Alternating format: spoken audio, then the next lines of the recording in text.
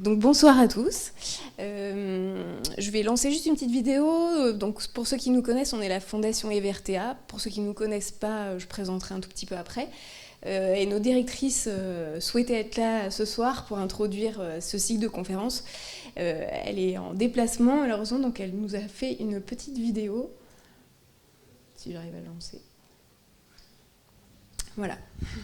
Bonjour, je suis très heureuse de vous retrouver ce soir pour ce premier jeudi de la Fondation de l'année. Alors ces jeudis de la Fondation sont des moments privilégiés pour nous, puisqu'ils permettent d'abord de vous rencontrer, mais également d'inviter un chercheur ou un expert dans le domaine de santé environnement pour parler de façon détaillée de son sujet et donc d'échanger avec lui et avec vous des informations importantes sur les sujets de santé environnement. Alors nous vivons aujourd'hui une crise complexe, une crise du climat, une crise de la biodiversité et évidemment également une crise de la santé.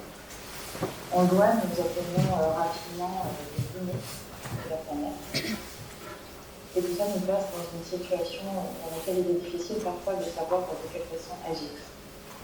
Eh bien, au sein de ces crises, il y a des choses positives il y a quand même des points positifs que d'avoir notamment que lorsqu'on réduit les pressions sur un écosystème, c'est-à-dire les pressions de pollution ou alors les pressions anthropiques, on va avoir une restauration à un retour extrêmement rapide de la biodiversité. Donc ça, c'est plutôt une bonne nouvelle. La deuxième bonne nouvelle, c'est que comme toute crise, évidemment vient le changement. Un changement est nécessaire, un changement de pensée, un changement de paradigme, un changement politique, un changement économique et un changement de vision de nos sociétés.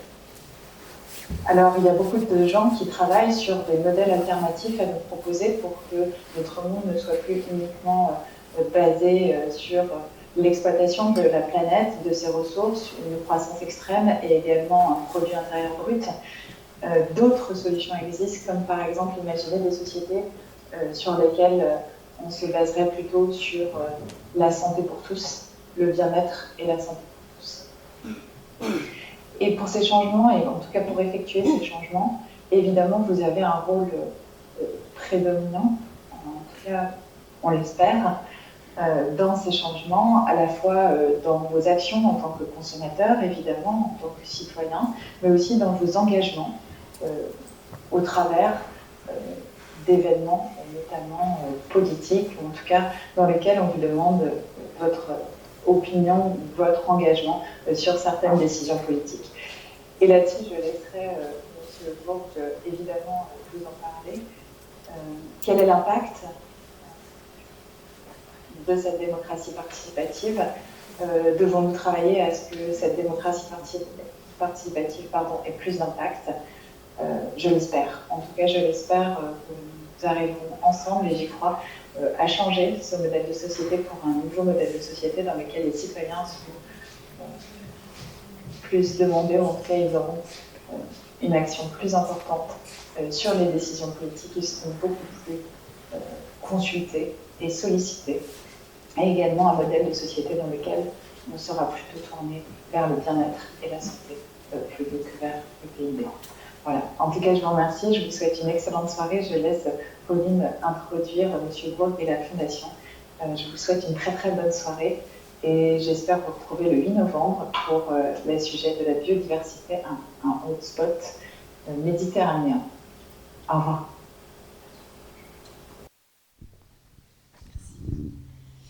Donc bonsoir à tous. Donc, vous l'avez compris, on est la Fondation EVRTA. Merci d'être là ce soir, en tout cas pour cette première conférence de la saison. On est ravis d'organiser ça avec la médiathèque cette année. Et on tient à les remercier pour leur chaleureux accueil. On remercie également nos partenaires l'ARS et la ville de Romans-Valence-Aglo. Voilà. Donc ce soir, vous êtes là pour participer à cette conférence sur la démocratie participative. Si vous connaissez un petit peu la fondation EVRTA, anciennement Rovaltin, on a changé de nom récemment, on est une fondation de coopération scientifique qui a pour mission de préserver la santé environnementale et humaine à travers la science. Donc on soutient par exemple des projets scientifiques où on y participe. Et il y a également un volet diffusion de la connaissance scientifique, notamment à travers ces conférences qu'on organise chaque mois. Voilà, donc on est ravis en tout cas de recevoir monsieur Guillaume Gourgue, qui vient nous parler de cette démocratie participative. Donc Guillaume Gourgue, qui est maître de conférences en sciences politiques à l'université Lumière Lyon 2, si je ne dis pas des bêtises. Voilà, donc je vous laisse tout de suite la parole. Merci. Merci beaucoup pour votre invitation, merci beaucoup pour votre présence. Donc je suis ravi d'inaugurer ces jeudis de la Fondation qui ont donc lieu le mercredi. Du coup, ça me perturbe un peu, mais c'est pas grave. Donc moi, je suis effectivement maître de conférence en sciences politiques à l'université Lyon 2. Et aujourd'hui, je vais vous proposer de revenir sur une question simple en apparence, qui est finalement à quoi sert la démocratie participative ? Moi, je ne suis pas un philosophe et je ne suis pas un théoricien. C'est-à-dire que ce n'est pas une question que je me pose de manière générale, vous voyez, de manière un peu abstraite et spéculative, même si ça m'intéresse, la philosophie et la théorie politique. En fait, je pose cette question à partir des recherches que je mène donc, en sciences politiques depuis maintenant une quinzaine d'années, sur la démocratie participative telle qu'elle existe, c'est-à-dire dans les pratiques de gouvernement, ce que nos collègues anglo-saxons appellent la participation publique. Et donc je vais revenir un peu sur cette idée-là. Et donc j'ai travaillé depuis ma thèse, il y a maintenant un certain nombre d'années, qui portait sur la participation dans les mise en place par les conseils régionaux. J'ai travaillé sur l'échelle urbaine, sur l'échelle locale, municipale. J'ai aussi travaillé sur l'État. C'est beaucoup de l'État dont je vais vous parler aujourd'hui. Et je m'intéresse aussi, bien sûr, à l'étranger. Mais aujourd'hui, je vais vous parler beaucoup de la France, même si on pourra bien sûr, dans la discussion, évoquer d'autres expériences à travers le monde. Et surtout, mon but, c'est pas de parler en tunnel pendant 1h30, donc je vais vous faire quelque chose d'assez synthétique, en tout cas j'espère. C'est une prophétie autoréalisatrice, vous voyez, d'arriver à pas parler en tunnel comme ça, et qu'on puisse discuter. Et en fait, aujourd'hui, moi, je vais attirer votre attention sur quelque chose d'assez simple, en définitive. C'est le paradoxe de pratiques démocratiques qui ont été historiquement construites comme des revendications, des alternatives à la démocratie représentative, et qui ont l'air aujourd'hui de s'intégrer dans des pratiques du gouvernement représentatif qui bousculent assez peu l'ordre politique général. Et donc, je vais essayer de répondre à des remarques qui reviennent souvent quand on s'intéresse à la participation et au dispositif participatif, qui est en fait tout ça pour ça. Tous ces discours, tout cet emballement, toute cette attention pour beaucoup d'innovation, d'expérimentation, avec au final le sentiment du business as usual, où finalement on ne voit pas bien comment ces pratiques participatives bousculent l'ordre politique. Je vais vous parler d'environnement, mais ponctuellement. Je n'ai pas axé ma présentation sur les enjeux environnementaux, mais vous allez voir dans ce que je vous raconte, l'environnement et les questions environnementales et la démocratie environnementale sont évidemment absolument incontournables. Donc je vais y revenir, mais sporadiquement à des moments précis. Donc en gros, d'abord, je vais vous faire un petit point sur la démocratie, pourquoi faire ? Qu'est-ce que c'est que cette question ? Ensuite, je vais vous expliquer pourquoi c'est intéressant de s'intéresser à l'institutionnalisation du participatif.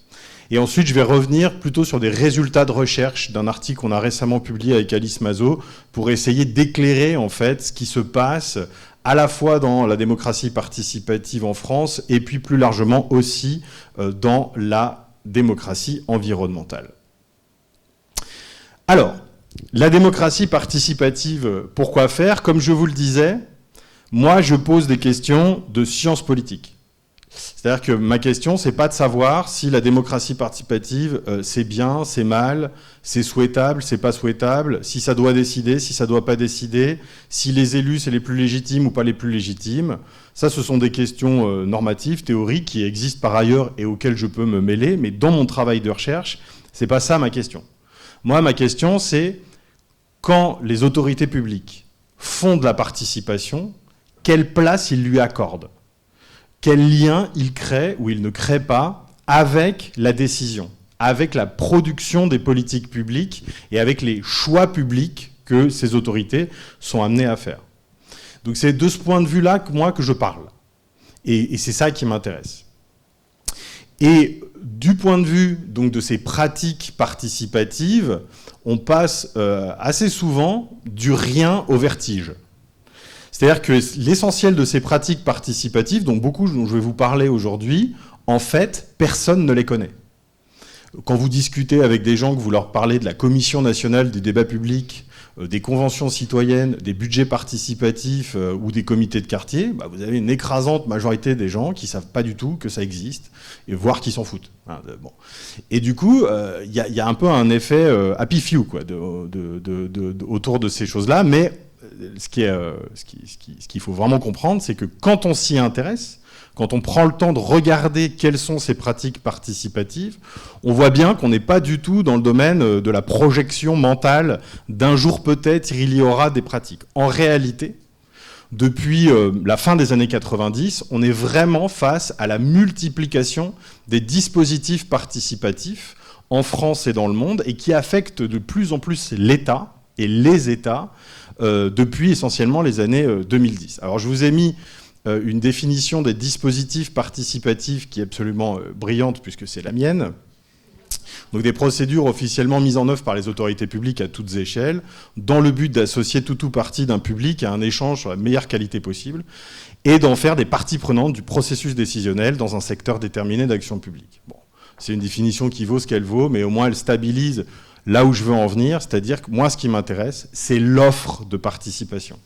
C'est la production de dispositifs participatifs par les pouvoirs publics, qu'ils soient locaux, nationaux ou européens. Je ne vais pas vous faire un panorama global de tous les dispositifs existants, parce qu'on y sera encore demain. Ce qu'il faut comprendre, c'est que la sensation de vertige qu'on peut avoir quand on s'intéresse à ces dispositifs, elle ne sort pas de nulle part. Vous avez des dispositifs qui sont plus ou moins légaux. Vous avez des dispositifs qui sont rendus obligatoires dans la loi, comme les conseils de quartier, par exemple, pour les villes de plus de 80 000 habitants, vous n'avez pas le choix, ou pour des dispositions d'enquête publique dans le Code de l'environnement, par exemple, vous n'avez pas le choix quand vous êtes un maître d'ouvrage. Vous avez des dispositifs qui sont plus ou moins spécialisés. Vous avez des dispositifs qui parlent de tout, genre les conseils de quartier ou les conseils de développement, par exemple. Vous avez des dispositifs qui sont hyper ciblés sur un problème, et c'est notamment comme ça qu'on va construire les conventions citoyennes. On va prendre un problème et puis on va le traiter via le dispositif. Vous avez des dispositifs qui sont plus ou moins délibératifs. Un conseil de quartier, c'est pas délibératif, tout le monde parle, on échange et puis on voit ce qui se passe. Une convention citoyenne, il y a une organisation de la délibération. On a différents temps, c'est assez sophistiqué, et on se débrouille pour avoir un vrai échange argumentatif assez complet. Et puis, vous avez des dispositifs qui sont plus ou moins décisionnels. Alors, si vous prenez les budgets participatifs, l'objectif des budgets participatifs, c'est quand même à la fin que ce soit les gens qui ont participé, qui décident, entre guillemets, de l'attribution des enveloppes qu'on va mettre en jeu dans le budget participatif. Et puis j'aurais pu rajouter aussi, il y en a des plus ou moins médiatiques. La Convention citoyenne sur le climat, sur laquelle je reviendrai un peu plus tard, elle a bénéficié d'une couverture médiatique qu'aucun dispositif avant elle avait eu. Donc on en a entendu parler, il y a eu des commentaires, des émissions de radio, il y a eu plein de choses, il y a des films sur la Convention citoyenne sur le climat, mais en fait c'est la partie immergée d'un iceberg de pratiques dans lequel on peut descendre assez profondément. Donc il y a vraiment cette sensation de puzzle. Et aujourd'hui, quand on parle de démocratie participative, on a tendance à faire un peu un agglomérat de ces dispositifs qui en fait répondent à des logiques assez différentes. Donc là, je vous ai mis quelques éléments de ce puzzle, ne serait-ce qu'au niveau étatique. J'ai même pas rajouté les dispositifs participatifs locaux, dont je redirai un mot, mais qui sont pas au cœur de mon propos ce soir.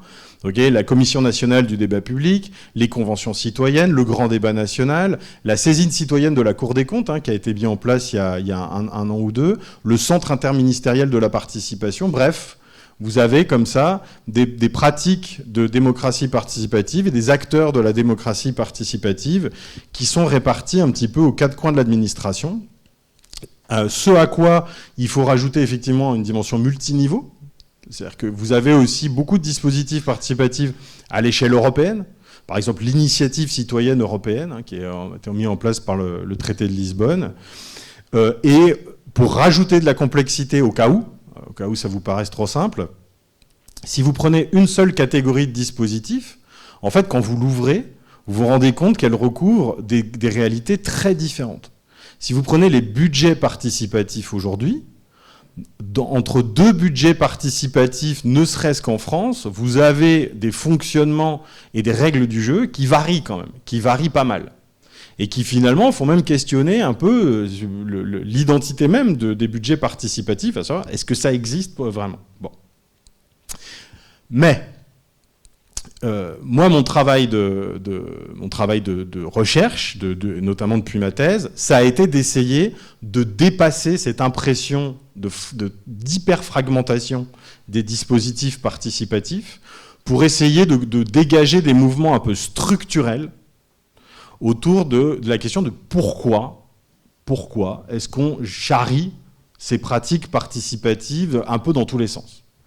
Et moi, mon objet de recherche, si je devais le définir comme ça, c'est l'offre de participation publique. C'est-à-dire tous ces dispositifs qui sont mis en place et auxquels on invite les gens.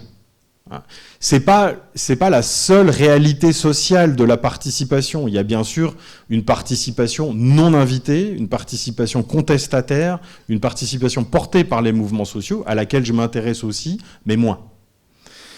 Et donc, quand on a affaire à cette offre de participation publique, on est obligé de se poser la question du qu'est-ce qui explique en fait que ces pratiques participatives se développent. Et là, on est vite confronté dans les recherches, mais aussi dans les analyses un peu plus larges, que portent aussi des acteurs sociaux qui ne sont pas du tout des universitaires.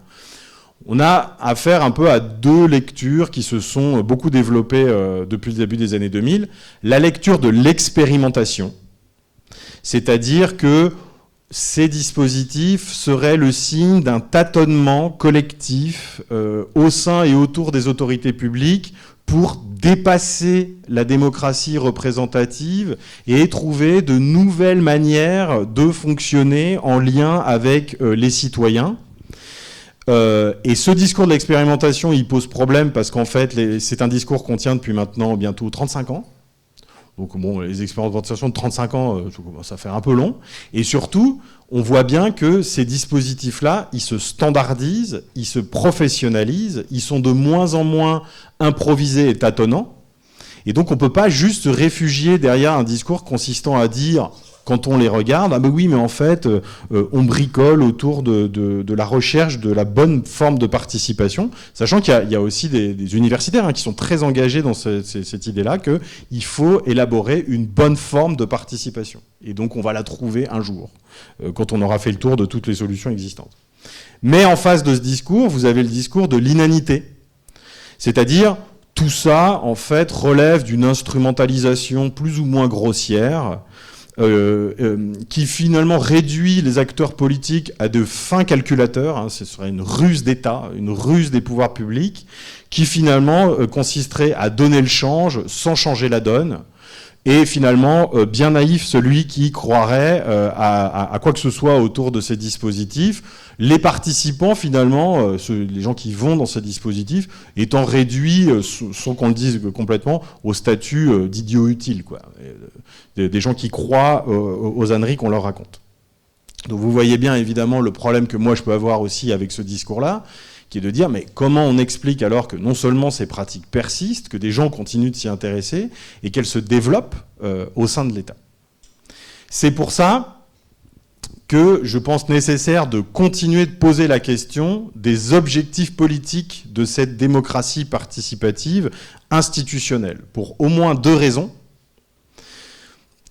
Déjà, la première raison, c'est que la question du à quoi servent ces dispositifs ne cesse de gagner en importance à mesure que les dispositifs se développent. Vous avez des analyses qui disent, bon, finalement, si les dispositifs participatifs n'ont pas d'impact sur la décision, c'est pas très grave. Parce qu'en fait, ils ont une capacité transformatrice des gens qui participent, ils émancipent, etc. Il n'empêche qu'avec une accumulation de travaux de recherche, donc là, je vous ai cité 2 collègues nordiques, qui parlent de la démocratie délibérative et qui posent un constat, c'est-à-dire si toute cette ingénierie participative et délibérative n'arrive pas à démontrer en quoi elle est utile à la décision collective, à l'autodétermination démocratique pour prendre des décisions, alors elle n'est pas promise un grand avenir.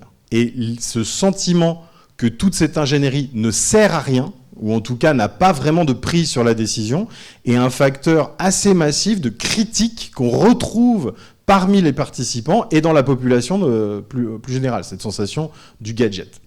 Et puis une deuxième raison pour continuer à poser la question des objectifs politiques, bon là je vais un peu plus vite, c'est quand on fait de la politique comparée, on se rend compte qu'il y a des régimes qu'on qualifiera, pour aller vite, d'autoritaires, qui adorent les dispositifs participatifs et qui en utilisent beaucoup. Et notamment, on a pas mal de travaux sur la Chine. Le régime chinois est très consommateur de dispositifs participatifs, que ce soit des mini-publics, donc type assemblée citoyenne, des budgets participatifs. Et donc se pose la question du spectre de l'autoritarisme participatif.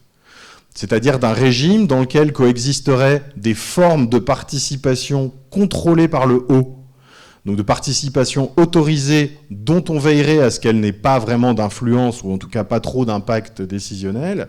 Et puis, à côté de ça, une répression de plus en plus dure et de plus en plus ouverte, les deux fonctionnant finalement assez bien ensemble. Donc il y a cet horizon aujourd'hui qui est très présent dans la littérature d'un usage non démocratique de la participation, qui n'est pas complètement nouveau évidemment, hein, mais qui là s'affirme quand on travaille sur ces questions. Et donc, moi, je m'intéresse prioritairement au cas de la France, donc j'ai mis la France comme cas d'étude.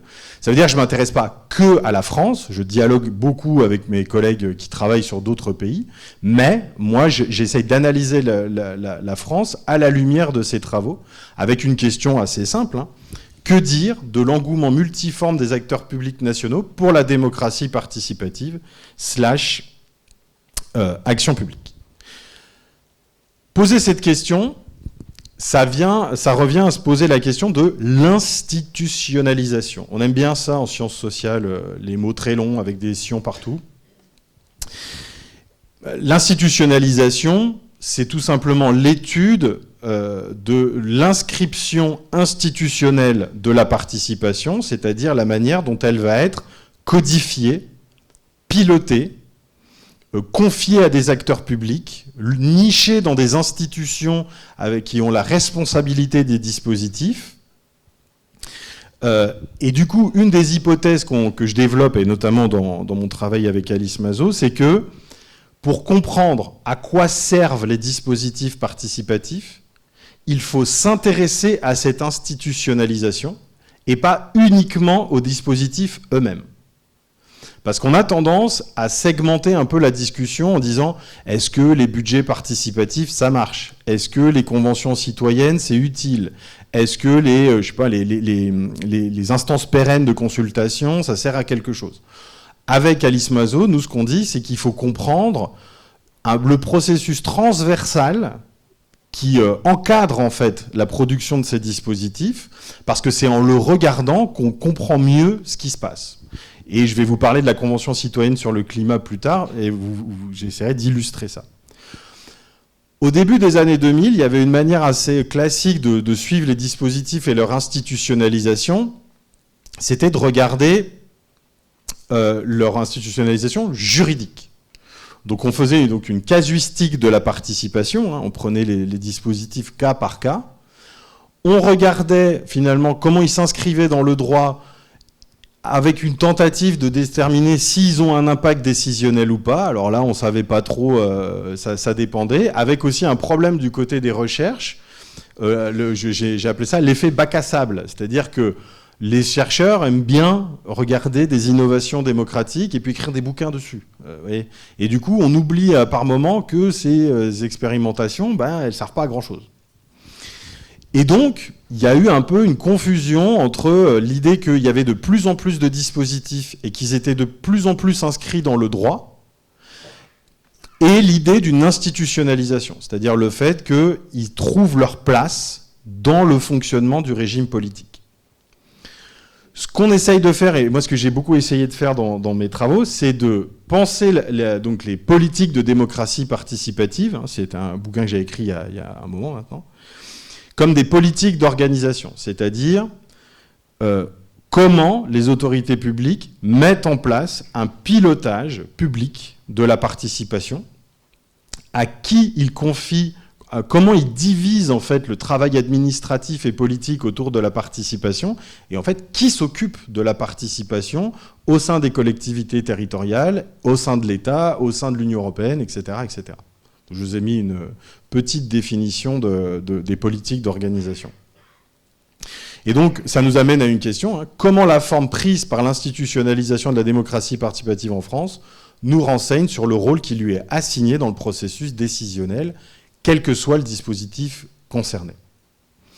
Et là, j'en viens du coup à des résultats de recherche. Donc, je vais vous chroniquer un petit peu ce qui se passe, de mon point de vue, en fonction de nos enquêtes, évidemment, autour de la participation publique en France et des questions que ça ouvre. Le cœur du processus d'institutionnalisation de la participation en France, c'est la Commission nationale du débat public. C'est la première instance qui vraiment est reconnue par le droit et qui est dotée de prérogatives en matière de débat public et surtout d'une forme d'indépendance. La Commission nationale du débat public, c'est une instance donc, qui est créée en 1995, d'abord en 92, puis en 95 et réformée en 2002, où elle devient une autorité administrative indépendante. Et en fait, cette Commission nationale du débat public, c'est elle qui a en charge l'organisation des débats publics, surtout sur les grands projets d'aménagement, qui dépassent un certain seuil d'investissement financier. Donc la CNDP est saisie automatiquement de ces grands projets d'aménagement et convoque des CPDP, des commissions particulières du débat public, qui obligent en fait les maîtres d'ouvrage et les élus locaux aussi à conduire du débat autour de leurs projets et surtout des impacts environnementaux de leurs projets. Cette CNDP, elle a été analysée beaucoup comme ce qu'on appelle une concession procédurale. Et là, on en vient aux enjeux environnementaux. La CNDP est une concession faite aux mobilisations environnementales entre les années 80 et 90. Et on a de la chance d'être à Valence, puisque la Drôme a été un peu le Vietnam de l'aménagement à la française, c'est-à-dire avec des ingénieurs de la DATAR qui tracent des traits sur des cartes. Le TGV Méditerranée et les mobilisations contre le TGV Méditerranée, notamment Mariette Cuvelier. Je ne sais pas si vous avez lu le TGV du Prince, mais lisez-le si vous avez l'occasion. L'impossibilité de faire entendre raison aux mobilisations environnementales sur le TGV Méditerranée, mais sur tout un tas d'autres conflits en réalité, depuis les années 70, fait que l'État et l'appareil d'État doit trouver une alternative. Et donc, au lieu de céder sur le fond des projets, c'est-à-dire on abandonne les projets qui sont contestés, eh bien on va concéder des procédures de débat public qui soient moins problématiques que l'enquête publique qui existait avant, et qui existe toujours d'ailleurs, qui était vraiment trop insatisfaisante, notamment parce qu'elle arrivait très tard. Donc la CNDP est une concession procédurale qui est faite aux mobilisations environnementales et qui rend possible une forme de démocratie environnementale projet par projet, en disant quel est l'impact environnemental des projets. On va écouter tout le monde et puis on va prononcer quand même plusieurs avis contradictoires sur un même projet. Cette concession procédurale, elle donne l'idée que finalement la participation d'État avance. C'est-à-dire qu'elle est de plus en plus reconnue et finalement les mobilisations environnementales trouvent dans la CNDP une manière de s'exprimer dans un cadre institutionnel.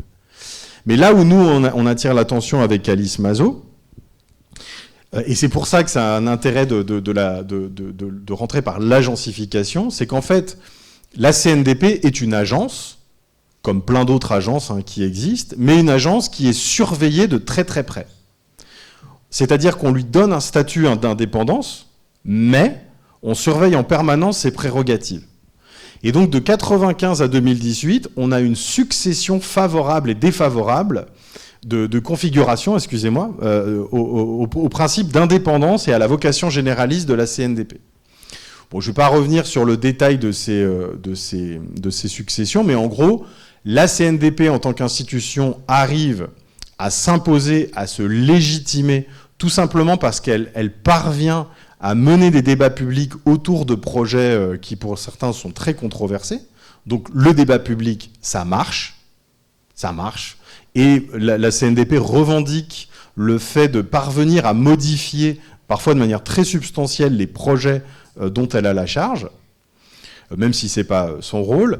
C'est notamment dans cette idée-là qu'elle est réformée en 2002 et qu'elle devient une autorité administrative indépendante.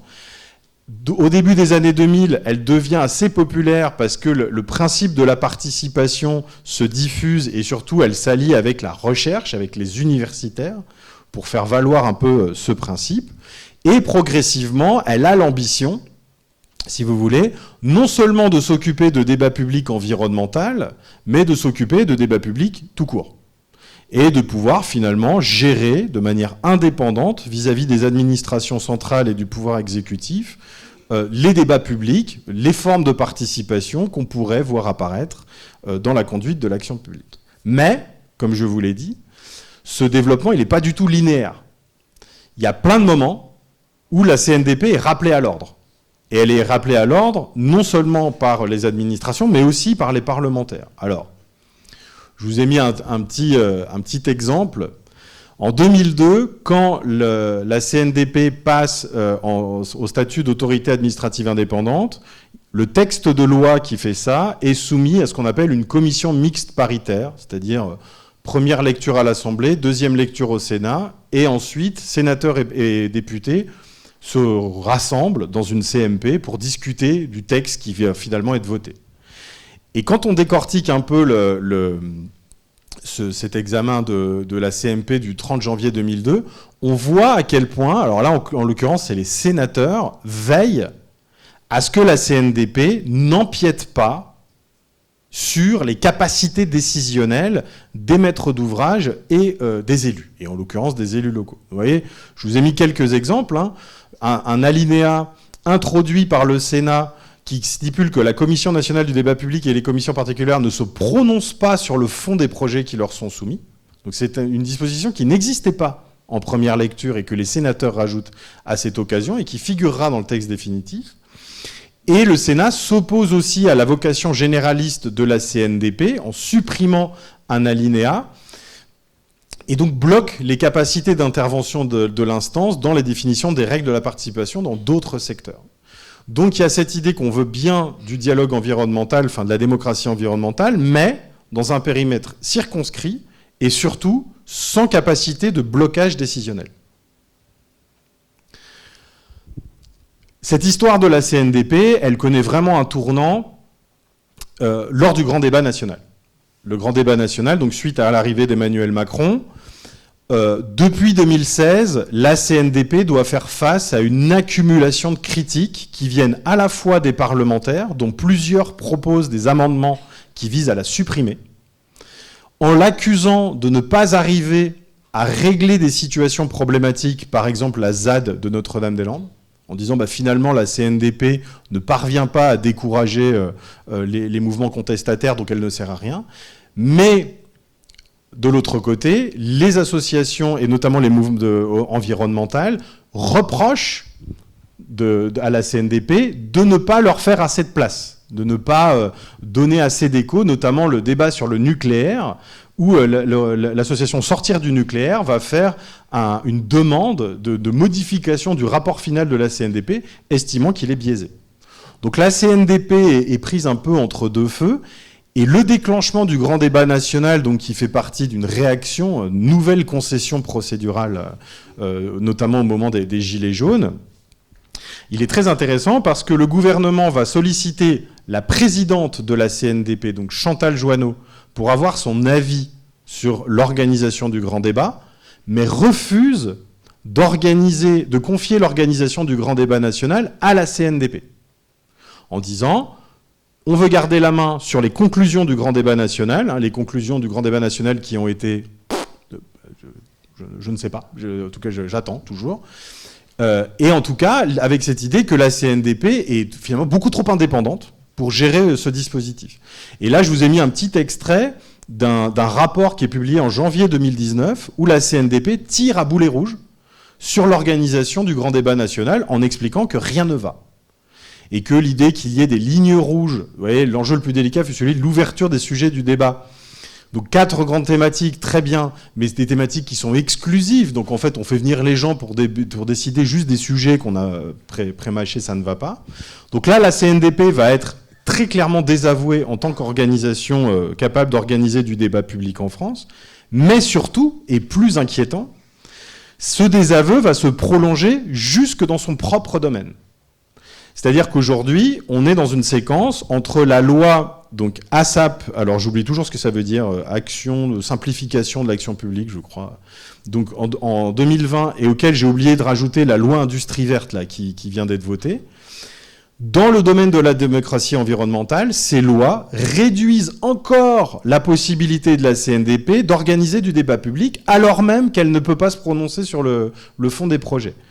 La loi ASAP divise par 2 le délai dans lequel le public peut demander l'organisation d'une concertation, pousse au tout numérique pour l'organisation des débats dont on sait à quel point ils peuvent être excluants, déjà qu'il n'y a pas grand monde dans les débats, donc ce serait encore pire, et surtout la loi ASAP double les seuils financiers qui rendent obligatoire la CNDP. Donc en gros, c'est de plus en plus facile pour les maîtres d'ouvrage de passer sous ce seuil qui a été élevé, et donc de se débarrasser de la CNDP.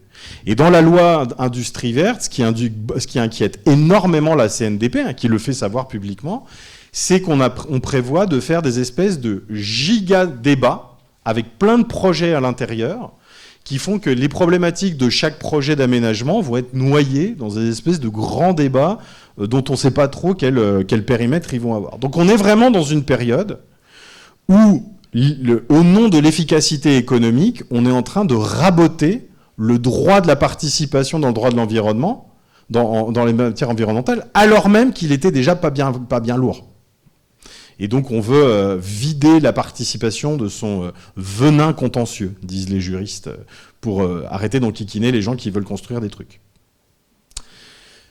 Mais alors du coup, ce repli de la CNDP, et c'est là où c'est important d'aller jusqu'au bout du raisonnement, il ne signifie pas que la participation arrête d'être institutionnalisée. On n'est pas dans un schéma où il y aurait eu un âge d'or de la reconnaissance institutionnelle du participatif, et puis là, on est dans une phase de déclin. Ce qu'on a arrêté d'institutionnaliser, c'est une instance indépendante, garante de l'organisation du participatif. C'est ça qu'on a arrêté d'institutionnaliser. Par contre, c'est développé en parallèle une autre forme d'institutionnalisation qui, elle, prend de plus en plus de place. Et cette institutionnalisation, je l'ai appelée sur mesure et sans contrainte, et c'est bien la portée critique des travaux qu'on essaye de mener. C'est l'idée finalement que des agents au sein de l'État et vraiment dans des espaces interministériels dans les administrations centrales et aussi dans les sommets de l'État d'un point de vue politique peuvent désormais déclencher du participatif quand ils le souhaitent, selon les modalités qu'ils déterminent et pour en faire ce qu'ils veulent.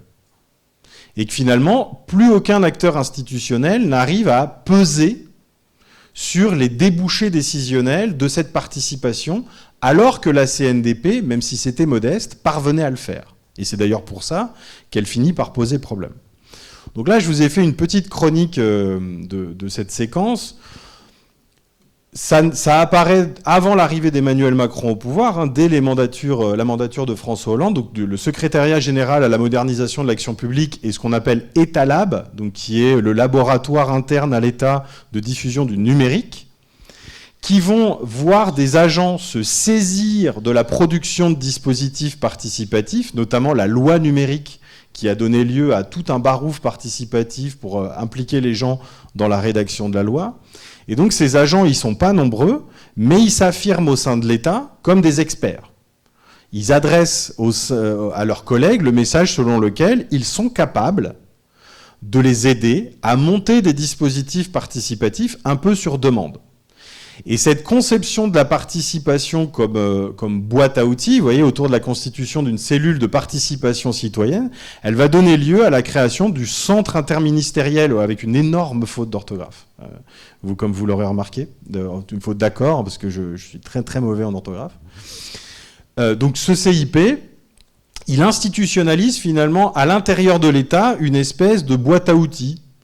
Donc avec l'idée que si des administrations ont besoin de faire du participatif, eh bien, ils pourront se tourner vers ces acteurs qui, en gros, leur donneront un carnet d'adresses de professionnels de la participation qui pourront leur vendre des dispositifs. Alors ce tableau, je l'aime beaucoup, parce qu'il a été fait, figurez-vous, par Ernst & Young, qui est un gros cabinet de consulting en politique publique, sur une mission d'évaluation que moi j'ai suivie avec Alice Mazot pendant 2 ans, où le SGMAP a demandé à Ernst & Young de faire un bilan des pratiques participatives au sein de l'État pour donner à voir ce qui se fait et créer une boîte à outils. Donc vous voyez, bon, je ne reviens pas sur le détail de la boîte à outils, mais vous voyez un peu l'effet catalogue. On dit, quel dispositif je vais m'acheter ? Celui-là, il a l'air pas mal. Bon, ouais. Et du coup, tout ça, bien sûr, avec l'idée de prestataires privés, mais ça, j'y reviendrai après. Cette boîte à outils participative, vous voyez, c'est vraiment l'idée, finalement, qu'on peut faire du participatif quand on en a besoin. Et finalement, c'est nous qui décidons le moment où on en a besoin et ce qu'on veut en faire. Et parallèlement à ça, apparaissent donc, à partir de 2019, les fameuses conventions citoyennes.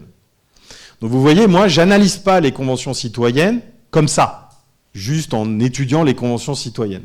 J'essaie de comprendre les conventions citoyennes depuis mon processus d'institutionnalisation.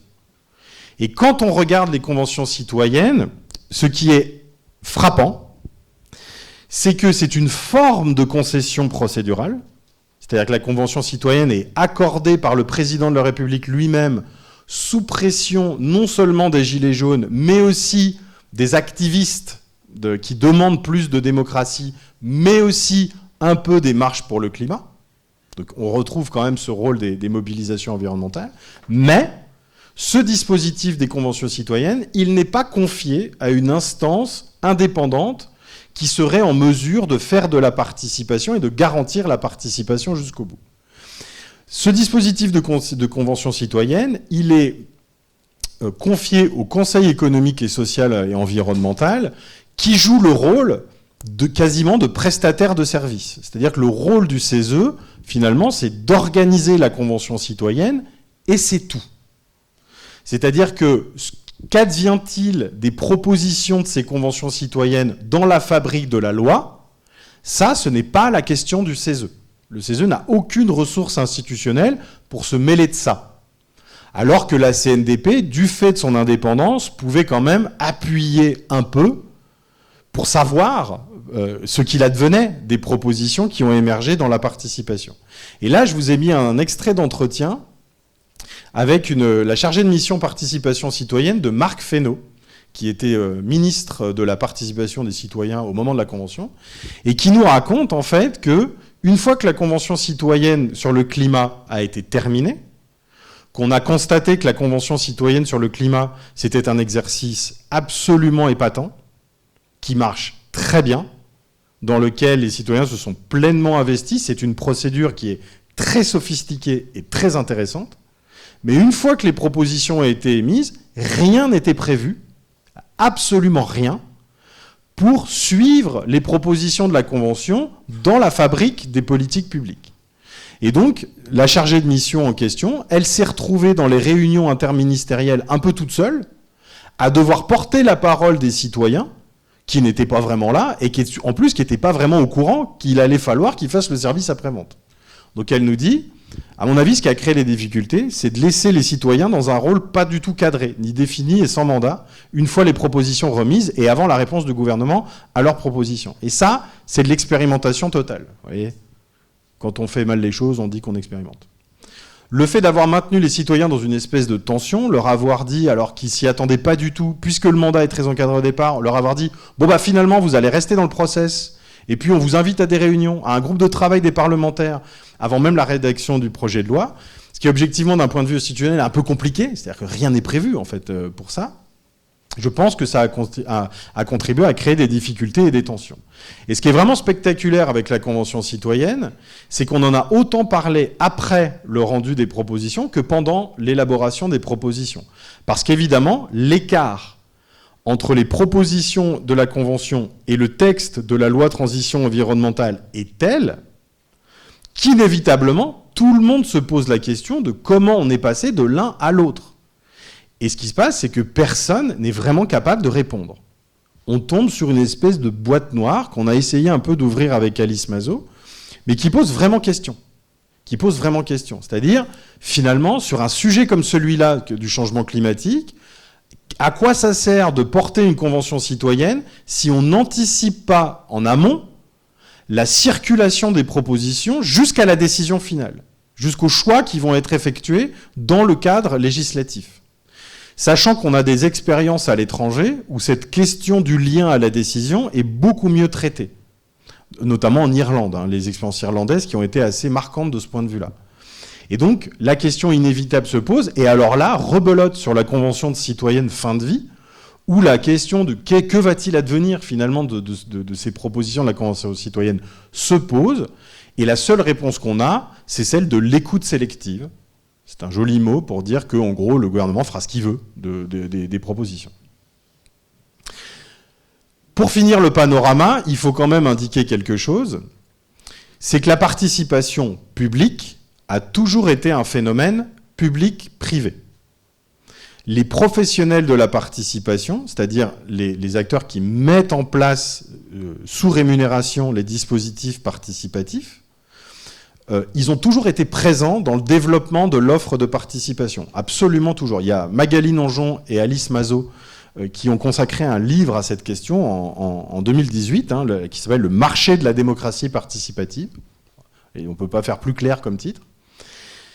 Mais en soi, la présence de ces acteurs privés, elle n'est pas problématique. C'est-à-dire que beaucoup de ces acteurs privés sont en fait des militants qui se sont reconvertis professionnellement dans la participation et qui équipent de dispositifs les plus rigoureux possibles les autorités publiques qui veulent faire du participatif. Et en définitive, il vaut mieux que, par exemple, les collectivités territoriales ne soient pas les seuls maîtres à bord en matière de participation et qu'elles puissent s'appuyer sur des gens qui ont l'expertise pour ces dispositifs. Par contre, ce qu'on observe au sein de l'État depuis quelques années, c'est la captation du marché de la démocratie participative par des groupes qui ne viennent pas du monde de la participation, qui viennent du consulting d'État, de la réforme générale des politiques publiques et en gros de la réforme managériale de l'État. Bon, là, c'est juste pour l'anecdote, mais je vous ai mis les montants. Donc ça, c'est le rapport du Sénat sur le recours au consulting dans l'État. Voilà en gros ce qu'a coûté Eurogroupe, qui n'est pas réputé pour son expertise en matière de démocratie participative, qui est un gros cabinet de consulting généraliste.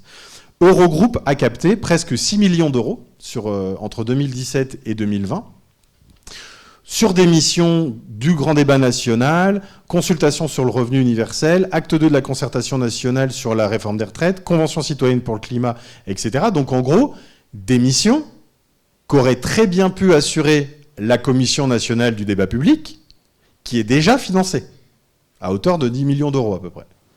Donc en gros, on préfère aller chercher des cabinets de conseil sur ces enjeux-là, plutôt que de se tourner vers la CNDP. Et là, je vous ai mis Roland Berger, qui est un autre cabinet, avec le système de consortium, qui est un peu moins élevé. Et donc, se pose aujourd'hui la question du qui pilote et qui produit la participation.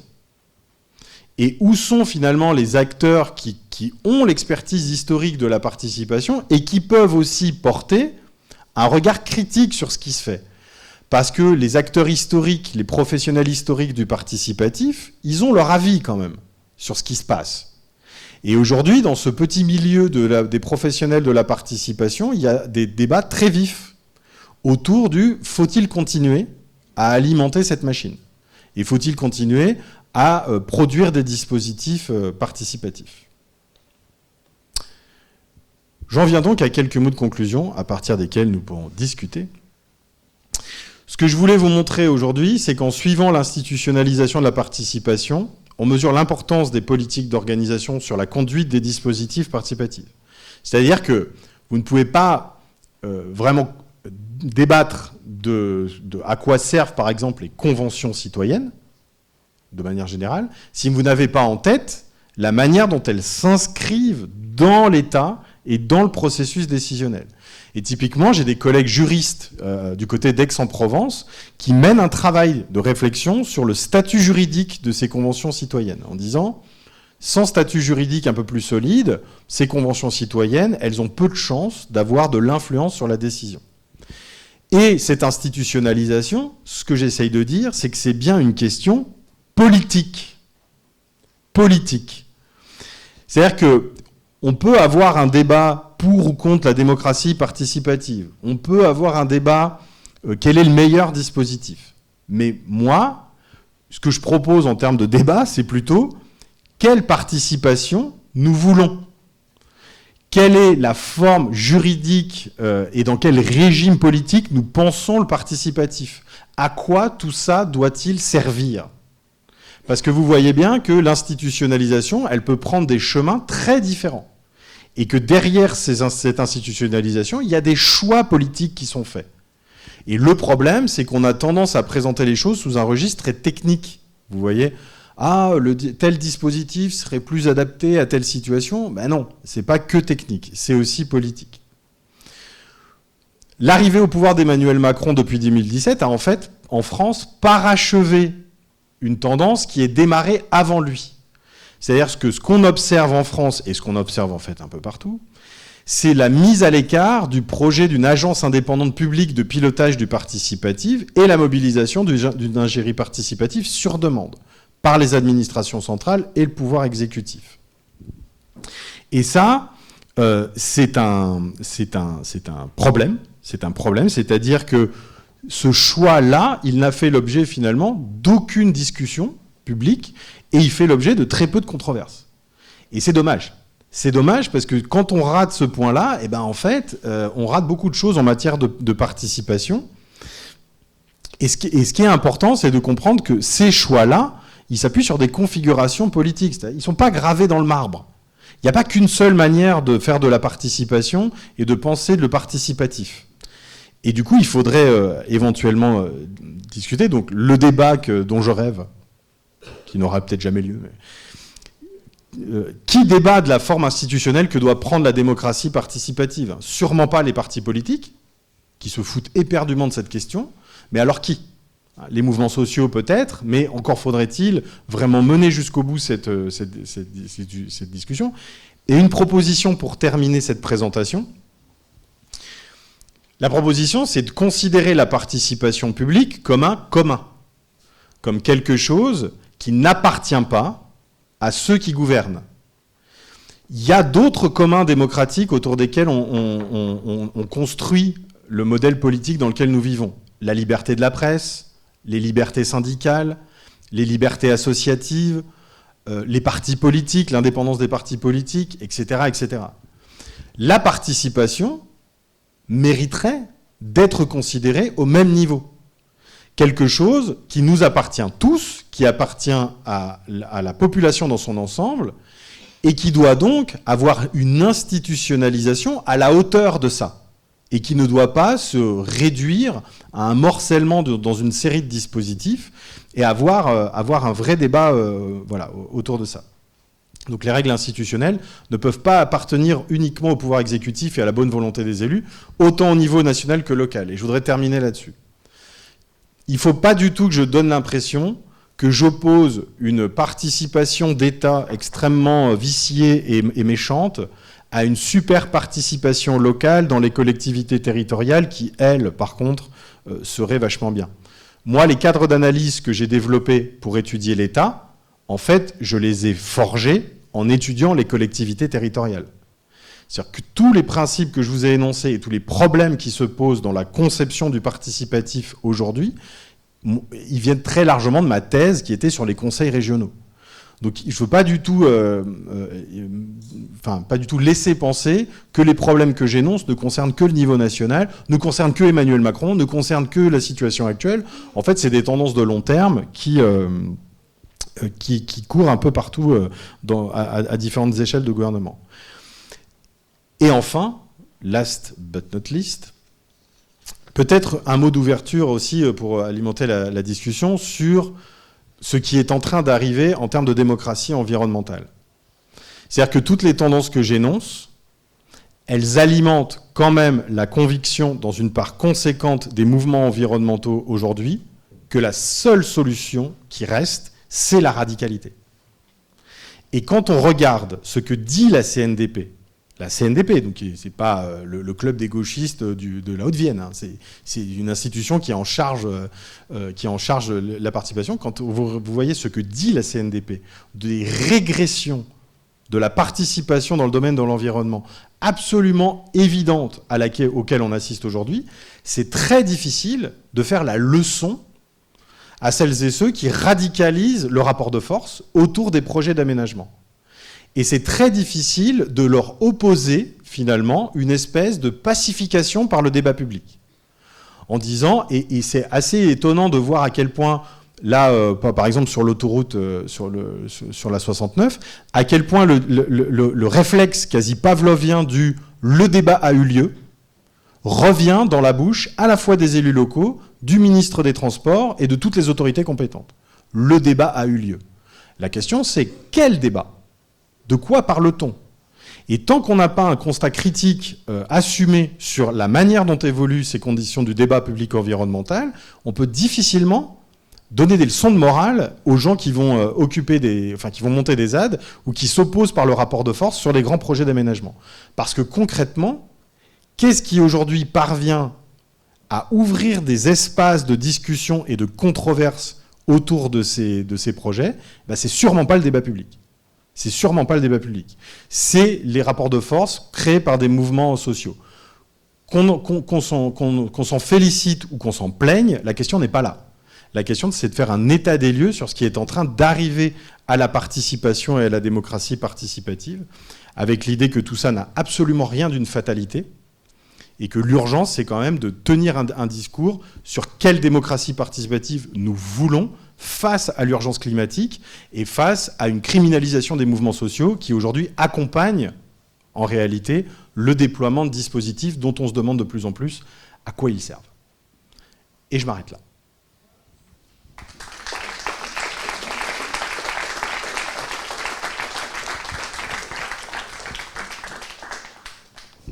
Merci beaucoup. Place aux questions pour s'il y en a. On fait passer le micro. Et n'hésitez pas. Oui. Oui, merci pour votre exposé. Moi, j'ai une question. Je vais essayer de partir un peu à l'étranger. On voit bien qu'en France, il y a effectivement un gap entre les décisions à la fois étatiques, régionales, même locales. On le voit à tout niveau. Même au niveau de la Drôme-Ardèche, il se passe des choses où finalement les citoyens n'ont pas de moyens de se faire entendre leur voix via des dispositifs, via des conventions ou des formes de débat. Mais par exemple, je prends l'exemple de la Suisse, où vous connaissez sans doute les votations. Qu'est-ce que vous pensez de ce dispositif ? D'abord, sur l'aspect, comment il est constitué, comment il prend en compte les besoins les problématiques des citoyens, et est-ce que ça serait un modèle dont on pourrait s'inspirer ? Alors, la culture est différente, bien sûr, mais l'histoire est différente, mais est-ce que ce serait un modèle dont on pourrait s'inspirer et adaptable à la France ?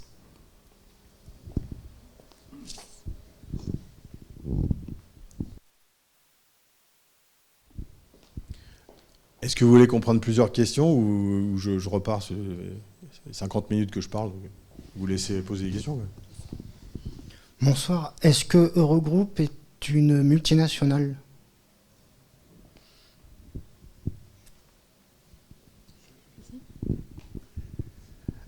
Vous avez dit pour la CNDP que le délai de consultation des citoyens avait été réduit de moitié et que les plafonds, les planchers en fait, d'investissement avaient été doublés. Est-ce que vous pouvez préciser les chiffres pour qu'on se rende compte?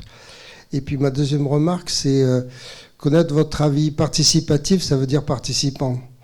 Or, on le voit, notamment dans le milieu associatif, il y a une carence de bénévoles et c'est très difficile de faire adhérer des participants. Donc, quel est votre regard là-dessus? Parce que parler des structures qui fonctionnent pas, c'est bien, mais comment faire participer les gens?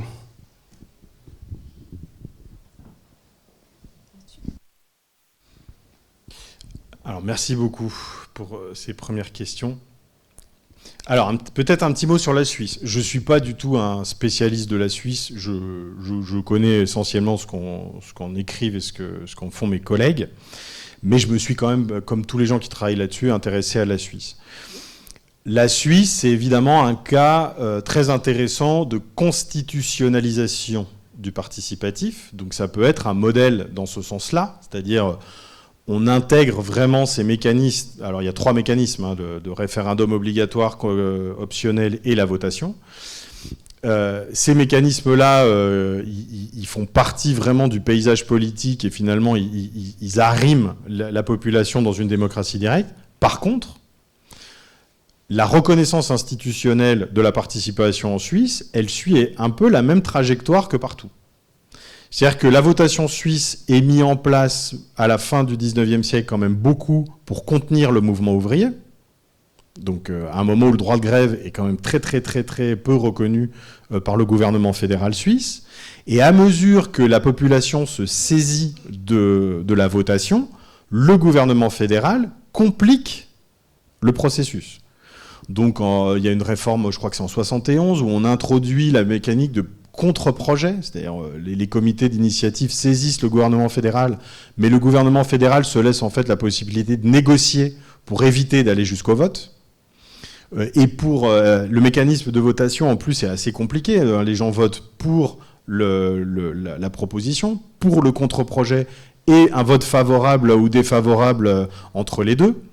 Les coûts de mobilisation autour de la votation citoyenne sont très élevés, c'est-à-dire que tout le monde n'est pas en mesure, et ça répond un peu à la question du qui participe et du comment faire participer aussi, tout le monde n'est pas en mesure de lever une initiative, c'est que ça reste quand même assez sélectif en fait comme projet, et surtout les mécanismes de participatif ne règlent pas du tout tous les problèmes politiques en Suisse. C'est-à-dire que il y a, comme partout, une assez forte défiance vis-à-vis des institutions. Il y a aussi des discussions récurrentes sur ce modèle suisse qui connaît quand même des bévues. La manière dont l'UDC, donc un parti agrarien plutôt classé à l'extrême droite, s'est saisi de la votation citoyenne, enfin de la votation populaire, pour porter des thématiques à l'agenda de manière quelque peu outrancière, a aussi interpellé toute la vie politique suisse, et le gouvernement fédéral a aussi beaucoup réagi par rapport à ça. Donc le modèle suisse, il n'est pas à prendre en tant que tel. C'est-à-dire qu'il faut aussi entendre les discussions que les Suisses posent autour de l'évolution de leur propre modèle, même si ça reste une référence. Et de ce point de vue, moi, je ne raisonne pas du tout en modèle. C'est-à-dire qu'il n'y a pas une expérience autour de laquelle j'irais spontanément si je devais inventer une manière d'organiser le participatif en France. Pas du tout. C'est-à-dire que chaque expérience a des avantages et des inconvénients. Mais la question fondamentale, c'est qu'est-ce qu'on veut faire avec la participation ? Vers quoi on veut aller ? Vers quel régime politique on veut aller, en fait ? Et donc, vous comprenez bien que cette question-là, elle amène à poser la question de la participation en même temps que celle sur la Constitution. C'est-à-dire que moi, je pense que la Ve République est morte depuis longtemps et que là, à part tout rénover autour d'un débat sur la participation, j'ai du mal à voir comment on va encore la trimballer pendant 50 ans.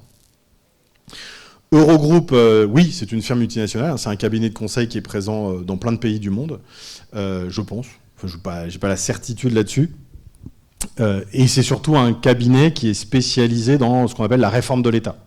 Et qui est un cabinet très généraliste, qui est positionné sur tout un tas, qui a des sous-divisions assez bureaucratisées et qui intervient un peu partout. C'est pas un des plus gros cabinets. Moi, je vous dis, j'avais travaillé avec Ernst & Young, qui était aussi un gros mastodonte, qui est un gros mastodonte du conseil. Et donc, le positionnement de ces acteurs-là autour des enjeux participatifs est aussi un bon indicateur de ce qui se passe. Sans dire qu'ils pervertissent de leur seule présence tout ce qui se passe, le fait que ces cabinets-là soient attirés par les marchés publics de la participation nous permet de comprendre un peu un mouvement à l'œuvre, quand même. Alors, je redoutais vraiment beaucoup cette question des chiffres, parce que je les ai oubliés, où ils sont assez faciles à retrouver. Le seuil de déclenchement de la CNDP, il est doublé. J'ai plus les chiffres en tête. Je pourrais vous les retrouver sans problème, mais pas là. Je m'étais dit qu'il fallait que je me les mette de côté, et je ne l'ai pas fait. Bah voilà. Donc c'est de 300 à 600, hein. Ça doit être voilà. x2. Et du coup, l'abaissement des délais, c'est la même chose. C'était, je crois, 1 mois, et ça était passé à 15 jours ou quelque chose comme ça. J'ai plus le détail en tête. Mais du coup, ne serait-ce que le x2, au-delà des chiffres, vous voyez, il est assez significatif. C'est que là, on rigole pas, quoi. Quand on monte un seuil comme ça, c'est vraiment qu'on veut tranquilliser tout un tas d'acteurs chez les maîtres d'ouvrage et chez les élus, enfin chez les chefs d'exécutif, hein, pas les élus, chez les chefs d'exécutif, en leur disant, vous inquiétez pas, on va pouvoir faire de l'industrie et de la bétonisation tranquille, et le droit de l'environnement ne sera plus une entrave à l'efficacité des projets. D'ailleurs, cet impératif de l'efficacité, il est inscrit tel quel dans la loi, quoi. Que ce soit la loi Industrie Verte ou la loi ASAP, hein, c'est ça le registre majeur de justification de la loi. Et du coup, pour rebondir sur la dernière question, alors ça c'est vraiment une dimension que j'ai pas du tout abordée. Vous avez raison de me poser la question sur qui participe. Moi, j'ai tendance à mêler les deux questions. C'est-à-dire que si on comprend pas la dynamique de l'offre de participation, c'est très difficile de comprendre qui participe. La dynamique de l'offre de participation, en gros, elle crée en amont un intérêt sélectif pour les espaces de participation. Parce qu'en gros, bon, je prends un exemple caricatural, mais pour aller à une réunion publique sur le plan local d'urbanisme, ou pour aller dans un espace comme un conseil de développement avec un règlement intérieur de 30 pages et des projets de planification, vous savez, bon, cette manière-là de faire du participatif, elle attire un public que vous connaissez, qui sont en gros des personnes âgées, qui ont un passé militant ou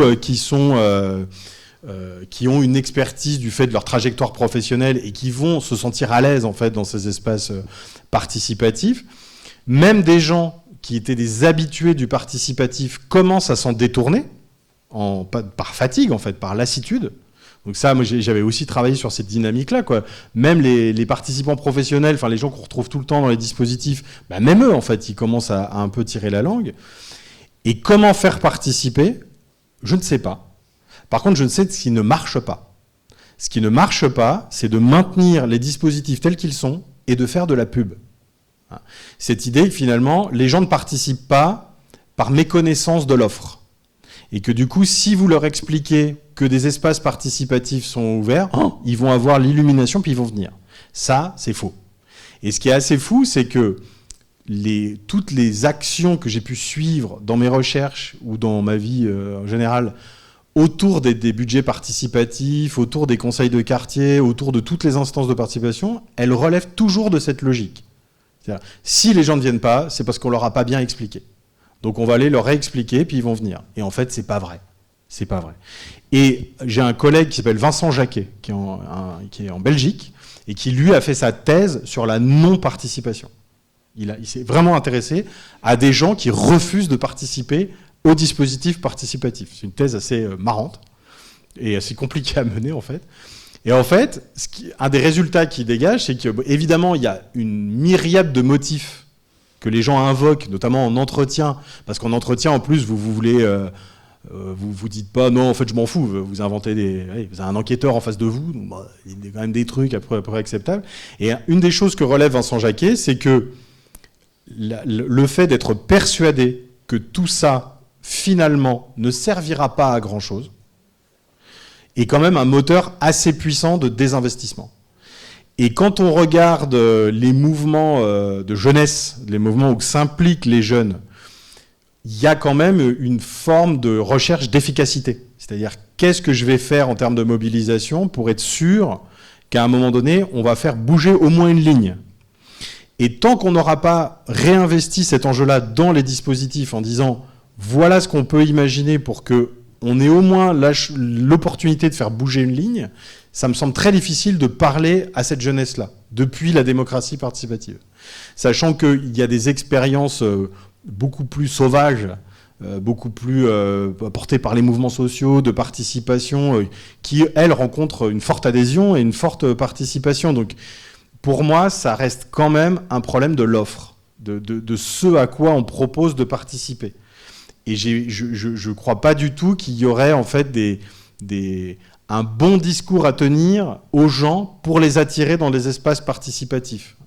En tout cas, j'ai beaucoup de mal. Mais après, on est aussi sur un phénomène de désamour pour les formes classiques d'engagement politique, que ce soit partisan, militant, associatif, quelle qu'elle soit. Et la participation rentre, en fait, dans les dispositifs participatifs rentrent dans cette catégorie. Voilà, à peu près ce que m'inspire votre question, en espérant pas faire des réponses trop déceptives.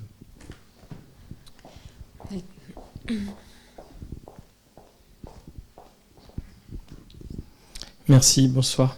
Je vais essayer de participer, c'est ce à quoi je m'emploie depuis toujours. J'ai 60 ans. C'est difficile de participer, très très très difficile.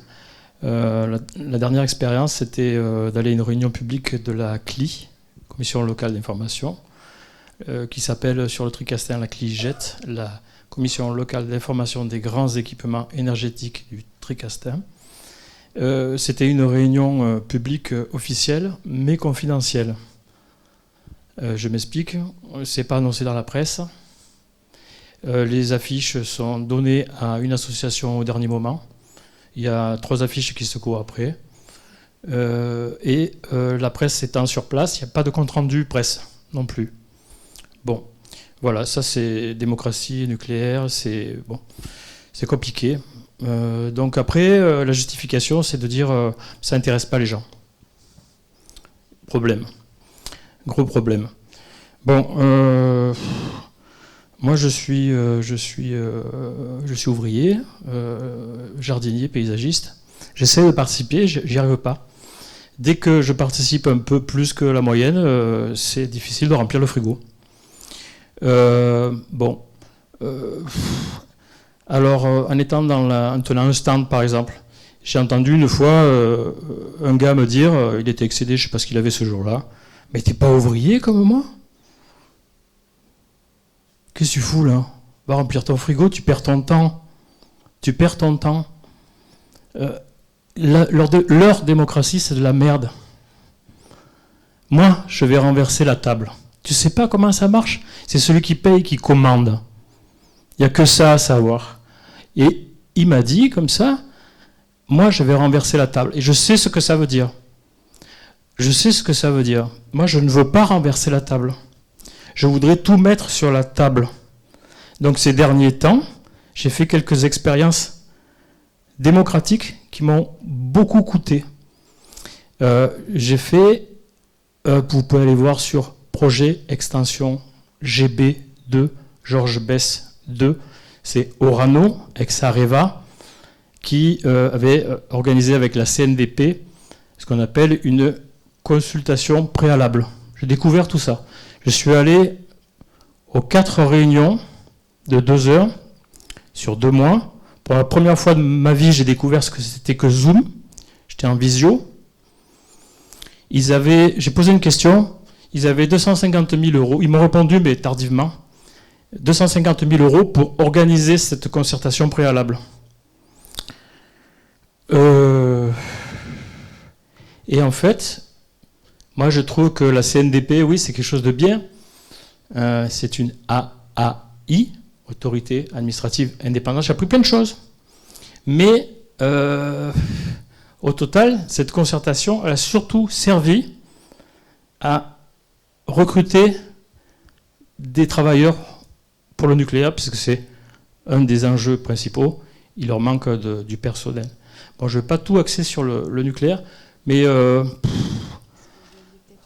la question c'est, vous, les CLI, vous en pensez quoi? L'ANCLI, qu'est-ce que vous en pensez? Moi, je ne veux pas désespérer, je veux essayer encore, parce que vous voyez bien l'enjeu que j'essaie de souligner. L'enjeu, la participation, il faut que tout le monde puisse participer. Il faut des moyens matériels, concrets, réels. Merci.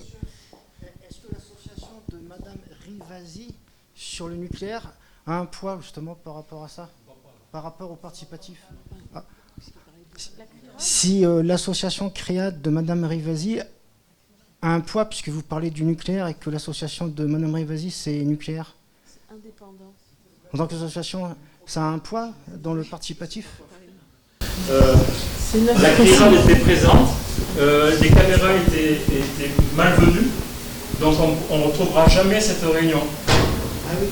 Et monsieur Desbordes, il a fait ce qu'il a pu. Est-ce qu'il y a peut-être une petite dernière question en plus?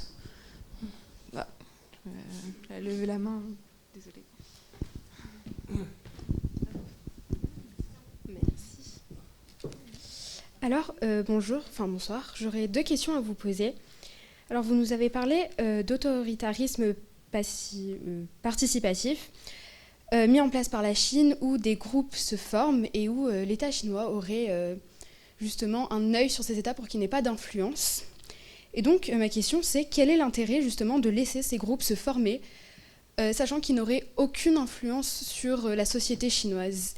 Et enfin, ma deuxième question, c'est comment aujourd'hui pouvons-nous amener les jeunes, qui sont l'avenir de notre pays, à s'investir d'autant plus dans cette démocratie participative? Merci. Une petite dernière? Oui, pour ce qui me concerne, en ayant travaillé en agriculture, je me demande pourquoi la Convention citoyenne pour le climat n'associe pas l'agriculture. Parce que notre agriculture, c'est notre autonomie alimentaire. Merci beaucoup. Alors, je vais essayer d'apporter quelques éléments. En fait, la question que vous soulevez, elle est très très importante sur les moyens de participer et sur les mécanismes d'exclusion sociale. En fait, on retrouve autour de la démocratie participative ce qu'on retrouve sur le vote. C'est les mêmes logiques de sens, CENS. Vous voyez, plus on est doté en capital économique, culturel, des diplômes, et plus on participe en fait. Bon. Et ça, pour le coup, le bilan de la participation telle que je vous l'ai décrite aujourd'hui, il est très négatif. Et effectivement, la participation, c'est encore une machine à créer de la distance entre les catégories populaires, les gens qui ont autre chose à foutre que de participer parce qu'effectivement, il y a une urgence économique, et la démocratie. Ce qui est intéressant de voir, c'est que cette réflexion-là, elle n'est pas juste là, comme ça, au milieu de rien. Il y a des formes de participation qui s'inventent et qui se développent aujourd'hui partout dans le monde, et notamment en France, autour de ce qu'on appelle la démocratie d'interpellation. Avec une idée assez simple, c'est que on peut repenser la participation à partir des besoins, notamment des besoins des catégories populaires, des classes populaires. Ça, c'est des pratiques qui se développent pas mal dans les quartiers populaires. On va organiser, on va aider les gens à organiser des revendications autour de leurs besoins, et on va les aider à porter ces revendications. C'est une espèce de syndicalisme des conditions de vie, quoi, si vous voulez, pour aller faire pression sur ceux qui ont, comme vous disiez, ceux qui payent et qui décident. Et donc, il y a tout un mouvement autour de ce mouvement d'organisation communautaire qui se développe. Hein. Vous avez une organisation qui est très implantée à Grenoble, qui s'appelle l'Alliance citoyenne, que je connais bien, et qui porte ces principes d'action avec l'idée de dire on ne peut pas créer une offre de participation et attendre que les gens viennent dedans. En fait, il faut repartir des gens eux-mêmes, et notamment de ceux qui ont le moins de moyens pour se mobiliser, pour les aider à construire du rapport de force et à revendiquer des droits. Et donc, il y a toute une réflexion aujourd'hui. Grenoble, c'est un bon exemple de ça, pour le coup. Une réflexion sur qu'est-ce que les autorités publiques pourraient faire pour faciliter ça. Est-ce qu'il faut qu'elles financent directement ces actions de community organizing, donc de financer les gens qui organisent les quartiers populaires? Est-ce qu'il faut qu'elles créent des dispositifs d'interpellation citoyenne qui fait que quand les gens les interpellent, elles ont un dispositif prévu pour ça? Donc elles peuvent répondre à ces interpellations, etc., etc. Et ça concerne aussi les bailleurs sociaux, ça concerne plein de gens. Par contre, c'est très difficile de faire exister ces dispositifs d'interpellation citoyenne. Et il y a des secteurs, vous parliez du nucléaire, j'ai ma collègue Cézine Topchou qui a fait un bouquin là-dessus, hein, sur la participation dans le nucléaire. Le nucléaire fait partie des domaines sur lesquels la portée des concertations et des débats publics est le plus discutable, évidemment.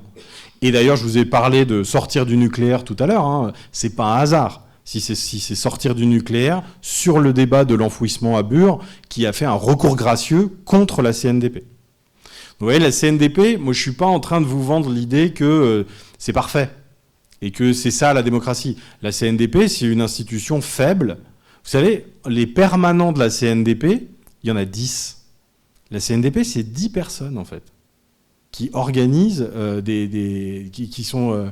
Et après, il y a les CPDP, mais les CPDP, la plupart, ne sont pas rémunérés, hein, des gens qui s'impliquent là-dedans. Du coup, c'est une toute petite... Si vous comparez la CNDP aux médiateurs, aux défenseurs des droits, par exemple, les ordres de grandeur sont sans commune mesure, en réalité. Donc, il faut garder ça en tête. Donc, la CNDP n'est pas du tout une institution exempte de critique, mais elle porte un modèle qui était quand même intéressant. Sur l'autoritarisme participatif, ce que je peux vous dire en 30 secondes sur la Chine, c'est que la Chine a développé depuis une dizaine d'années ce qu'ils appellent la politique de citoyenneté ordonnée. Donc c'est comme ça que ça s'appelle, c'est le nom officiel. Et en gros, c'est la mise en place officielle par les autorités publiques, souvent locales en Chine, mais les autorités locales sont sous surveillance étroite du gouvernement central, de dispositifs de participation, notamment de budget participatif ou de sondage délibératif. Je n'ai pas le temps de vous expliquer ce que c'est, mais bon, c'est un truc délibératif. Et en gros, ça a été analysé pendant un moment comme une technique, alors un peu grossière, si vous voulez, de calmer les classes moyennes. Les classes moyennes qui portent, en Chine comme ailleurs, des revendications qui enquiquinent beaucoup le gouvernement central en termes d'ouverture démocratique, de pluralisme électoral, etc. Donc, de donner un os à ronger, en fait, à une partie de la population qui demande à participer, elle. Et là, on voit aussi que c'est une manière de revendiquer à l'échelle internationale une forme de démocratie. En gros, le gouvernement chinois expliquant à qui veut l'entendre que la démocratie représentative libérale sur le pluralisme partisan, etc., ça l'intéresse pas parce que c'est occidental. Et donc, ils sont en train de développer une nouvelle forme hybride, machin. Mais au final, ce qu'on constate, c'est que l'autoritarisme du régime, il faiblit pas, au contraire, et que les dispositifs participatifs, ils coexistent très bien avec ces tendances. C'est ça que je voulais dire. Et un des autres cas d'étude qui a été beaucoup analysé sous cet angle, c'est le régime tunisien. Avant la révolution, excusez-moi, avant les printemps arabes, la fin de l'ère Ben Ali a vraiment été marquée par cet autoritarisme participatif, donc un régime de plus en plus violent avec les opposants et de plus en plus clément avec les initiatives participatives, notamment portées par les ONG. Et sur les jeunes, moi j'ai envie de dire que les jeunes, faut leur foutre la paix, hein. C'est surtout ça. C'est-à-dire que moi j'irai jamais... des jeunes, j'en côtoie quand même, hein, en enseignant à l'université. J'irai jamais convaincre qui que ce soit de participer à ça, quoi, à la démocratie participative. Ça dépend. Les jeunes, ils se mobiliseront comme toutes les générations avant eux, en fonction de modalités qu'ils définiront. Et là, je pense qu'il ne faut pas fantasmer la conscientisation de la jeunesse telle qu'elle a existé auparavant, même en 68, et qu'aujourd'hui, cette conscientisation, elle va pas plus mal que par le passé. Enfin, moi, je suis d'une génération où on n'était pas beaucoup plus engagé que les jeunes d'aujourd'hui. Sauf que du coup, j'ai pas du tout envie de tenir un discours moralisateur à la jeunesse dans son ensemble, sachant que la jeunesse, ça n'existe pas. Il y a des étudiants, il y a des jeunes salariés, il y a des jeunes chômeurs, il y a des jeunes de toutes les conditions sociales qui n'ont pas le même rapport à la politique et à l'engagement. Et c'est sûrement pas depuis mes perspectives de recherche que je vais leur dire la participation c'est formidable, il faut aller dans les conseils de quartier. Moi j'en sais rien en fait. Ça va dépendre un peu aussi du calcul que fait cette jeunesse à partir des éléments d'analyse qu'on peut lui fournir sur qu'est-ce qu'elle a intérêt à faire. Et donc moi les jeunes, je leur souhaite bien du courage en tout cas, et à moi aussi d'ailleurs. Et surtout, là je parlais de l'organisation communautaire. L'organisation communautaire, elle vient d'une génération de jeunes, alors qu'ils le sont moins maintenant, ça fait quand même un moment, mais qui sont arrivés à 20 ans dans tout ce marché participatif et qui ont renversé la table. Et qui ont dit, ça suffit.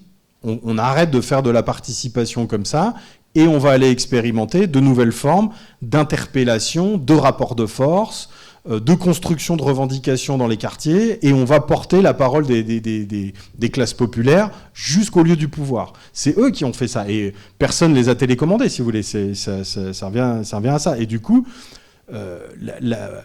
moi, j'encouragerais uniquement la jeunesse à se poser les bonnes questions, quoi, en disant, finalement, qu'est-ce qu'on veut et comment y parvenir. Et si, à cette réponse, on ne répond pas par la participation, tant pis, on fera autre chose. Vous voyez. L'important, c'est de réagir. Et sur l'agriculture, je ne sais pas trop quoi vous répondre parce que les travaux de la Convention citoyenne sur le climat ont traité de la question agricole, mais parmi d'autres choses. Ça n'a pas été une question forcément très creusée. Mais par contre, il y a eu des propositions relevant de l'agriculture quand même.